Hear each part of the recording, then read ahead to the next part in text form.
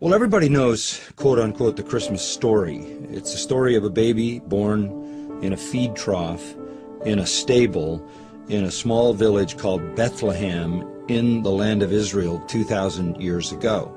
Everybody knows his name is Jesus. Everybody knows, who knows anything about Christian history, his mother is Mary, his father is Joseph. They all know the shepherds showed up, the wise men showed up. Those are the elements of the familiar story. But it's the story behind that story that is the real story.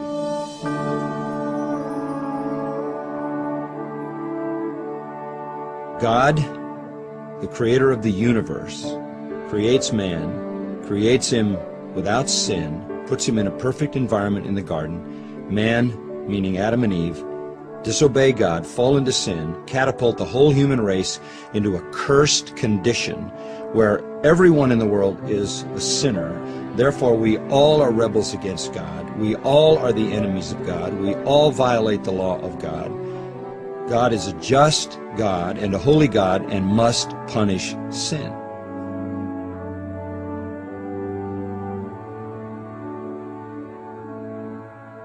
God can either punish all sinners for their sin, and that would send all sinners to hell forever to pay really the unpayable penalty for their sin against him. Or God can provide a substitute to bear the punishment for their sin. And God, out of love for sinners, deems that he will send his Son, God the Son, the second member of the Trinity, God the Father, God the Son, and God the Spirit, that the second member of the Trinity will become a man. And for the purpose of dying for men. He had to be a man in order to die for men. He had to be God also in order to bear infinite punishment in a brief moment of time.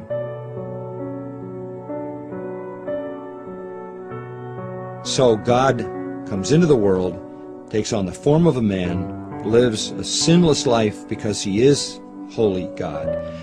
In spite of that, he is executed as a criminal, which from a human standpoint is the worst thing that people could have done to him, but from the divine standpoint is the best thing that God could do, because God puts on him the punishment for all the sins of all the people who will ever believe through human history.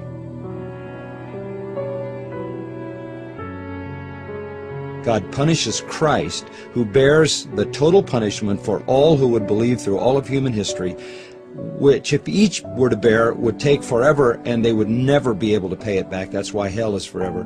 But because he is an infinite person, he bears all of that for all those people who would ever believe in 3 days, fully satisfying the justice of God. God validates the sacrifice of Christ as being perfect by, not only did God say, "This is my beloved Son in whom I am well pleased," but he raised him and seated him at his right hand because he had perfectly finished redemption.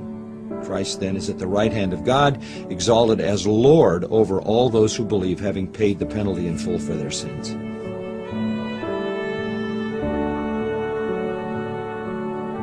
And that's the real story of Christmas.